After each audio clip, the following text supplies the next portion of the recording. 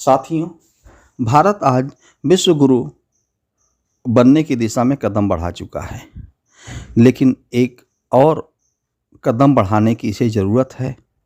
वो है शिक्षा को सामाजिक सरोकार बनाना व शिक्षा को सामाजिक भार बनाना। अब शिक्षा सामाजिक सरोकार कैसे बनेगी, जब इतने महंगे इंस्टीट्यूट हैं कि जिसमें एडमिशन लेने में अच्छे अभिभावकों के पसीने छूट जाते हैं, संपन्न अभिभावकों के पसीने छूट जाते हैं, तो एक गरीब व्यक्ति अपने बच्चे को कैसे उसमें भर्ती करा पाएगा।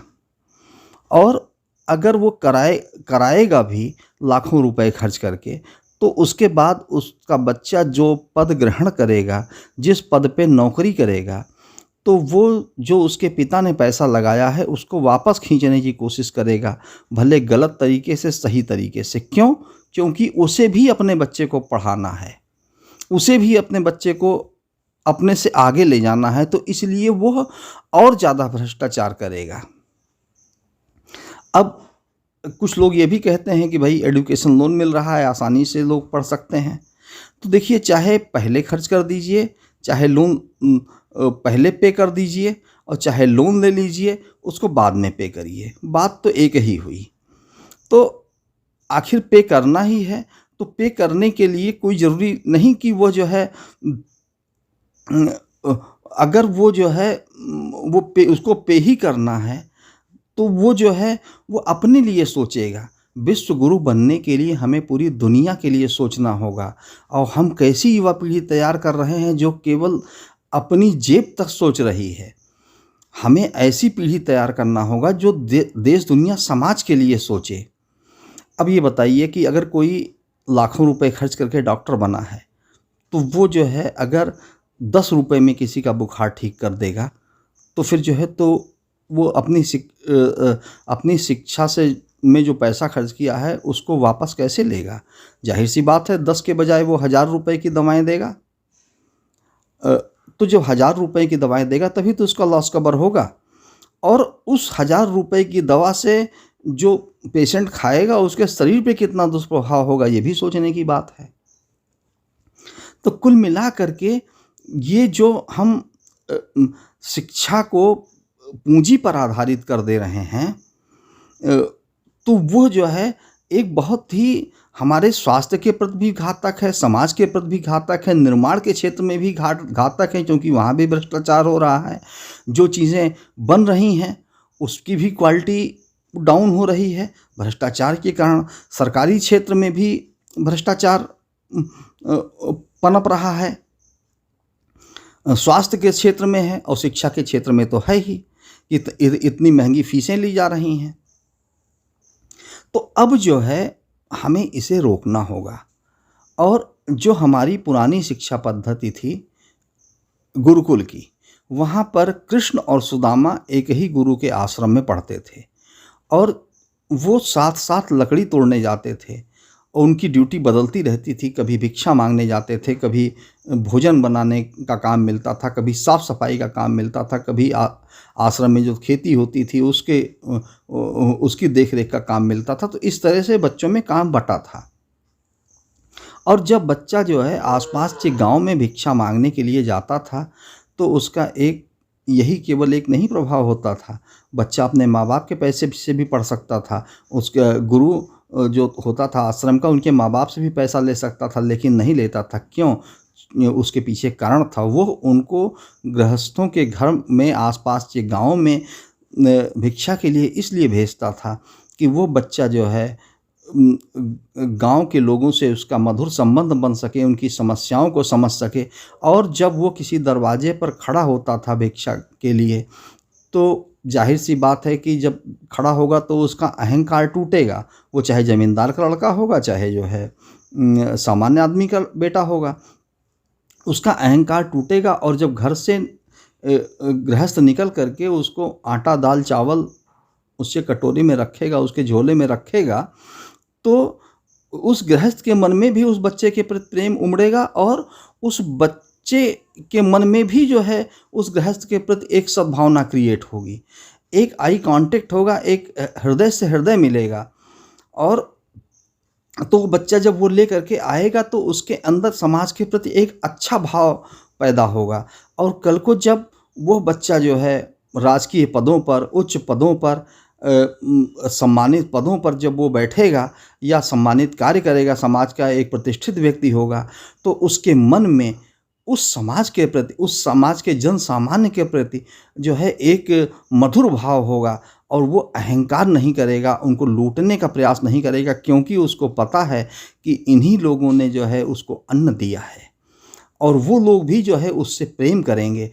तो तो देखिए, समाज में तो हायरार्की ज़रूरी होती है, कोई उच्च पद पे, कोई निम्न पद पे, कोई और उच्च पद पे, लेकिन सबके मन में एक समरसता रहेगी।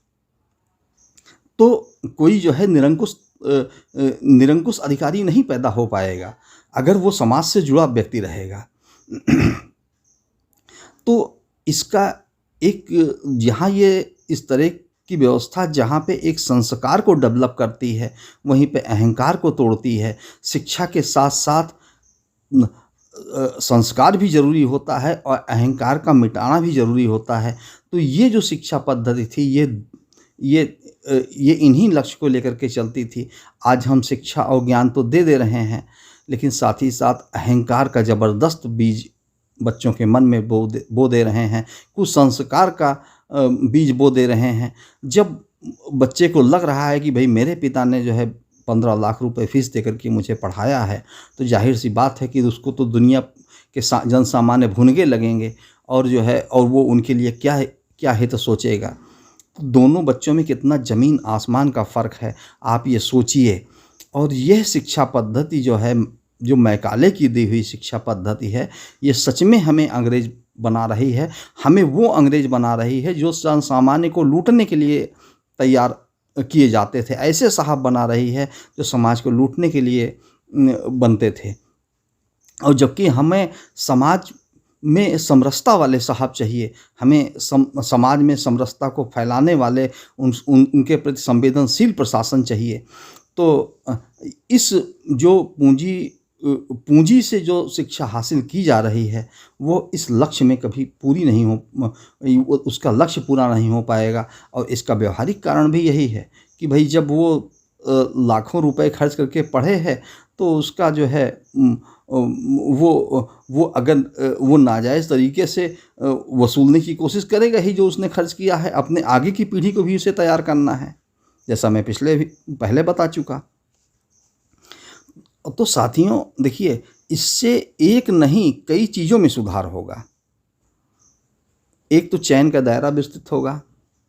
एक समय था कि डॉक्टर कलाम जैसे व्यक्ति, जो कि एक सामान्य परिवार में एक मछुआरे के बेटे थे, वो भी एक वैज्ञानिक बन गए, भाभा एक वैज्ञानिक बन गए, क्योंकि शिक्षा सस्ती थी, शिक्षा उतनी महंगी नहीं थी। अगर आज की शिक्षा पद्धति होती, आज की महंगे इंस्टीट्यूट होते, तो शायद एक मछुआरे का बेटा अब्दुल कलाम नहीं बन पाता। वो हाथ में रिक्शा थाम लेता, और वो जो गुणवत्ता हमें डॉक्टर कलाम से मिली है, वो डॉक्टर कलाम हमारे देश को नहीं मिल पाते। तो हम जो है, इससे हमारा चयन का दायरा विस्तृत होगा, हमें अच्छे खिलाड़ी मिलेंगे, हमें अच्छे इंजीनियर मिलेंगे, हमें अच्छे डॉक्टर मिलेंगे, हमें हर फील्ड में एक गुणवत्ता बढ़ेगी। और क्योंकि चयन का दायरा जो है एक बहुत बृहद हो जाएगा। अभी तो केवल जो है, जो खर्च कर सकते हैं, जिनकी जेब में दाम है, वही लोग जो है अपने उन्हीं का जो है चयन हो रहा है, क्योंकि वही शिक्षा दिला पा रहे हैं, वही योग्यता हासिल कर रहे हैं, और उन्हीं में से चयन करना है आपको। तो शिक्षा को सामाजिक भार बनाइए। और अगर जो है शिक्षा को सामाजिक भार बनाएंगे, तो इससे समाज में जो है या आर्थिक बोझ कोई बोझ अतिरिक्त तो नहीं बढ़ेगा। क्योंकि जो अभिभावक आज फीस के पैसे अपने बच्चों को दे रहे हैं, वही कुछ मात्रा में टैक्स के रूप में जब सबके ऊपर समान रूप से लागू होगा, तो वो जो है एक सामाजिक भार के रूप में हो जाएगा और वो बोझ कम हो जाएगा।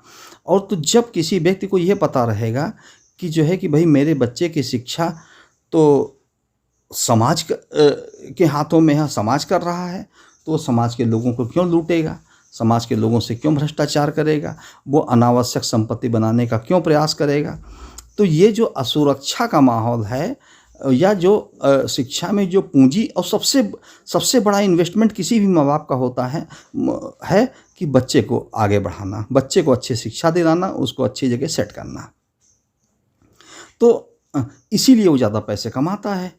तो अगर जो है उसको ये रहेगा कि ये काम जो है हमारा सरकार कर रही है, ये हमारा समाज कर रहा है और हमें इसके ऊपर नहीं खर्च करना है, तो वो किस बात के लिए लूटेगा, किस बात के लिए समाज को लूटेगा।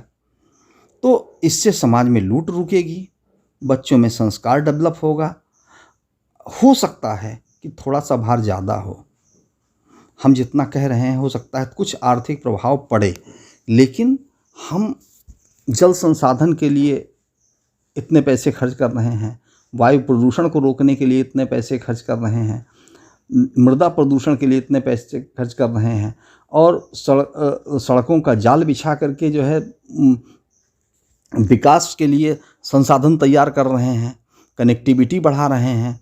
तो लेकिन आप देखिए कि मानव संसाधन इन सभी संसाधनों से अधिक महत्वपूर्ण है, क्योंकि मानव संसाधन अगर बिगड़ेगा तो फिर जो है तो ये सारे संसाधन दो कौड़ी के हो जाएंगे। तो मानव संसाधन को सुधारना हमारा पहला कर्तव्य है। तो इसलिए हम सरकार से आप सबसे यही निवेदन करेंगे कि शिक्षा को साझा भार बनाने की दिशा में कोशिश करिए, जिससे कि मानव संसाधन डेवलप हो, उसमें संस्कार डेवलप हो और भ्रष्टाचार वास्तव में मिटे। और लूटे हुए आदमी से ये उम्मीद करिए कि किसी को आप लूट लीजिए, फिर वो सोचिए कि वो जो है मतलब है कि जब उसको मौका मिलेगा तो वो बैठ करके जो है मतलब है कि समाज को बांटेगा। ये संभव नहीं है, क्योंकि आप देखिए कि अक्सर जो है मतलब है कि लोग रिवेंज में बहुत चीज़ें करते हैं। जितने भी समाज में विवाद खड़े होते हैं रिवेंज में होते हैं। किसी ने किसी को लूट लिया तो उसने उसको लूट लिया, किसी ने किसी को मारा तो उसने उसको मार दिया।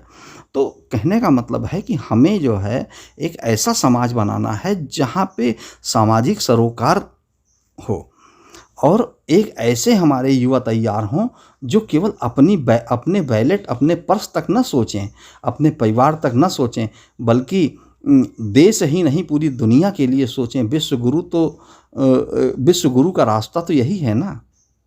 तो हम क्यों ना जो है ऐसी व्यवस्था, इस व्यवस्था को अपनाएं कि जिससे कि हम विश्व गुरु बनने की दिशा में पहला कदम उठा सकें। धन्यवाद।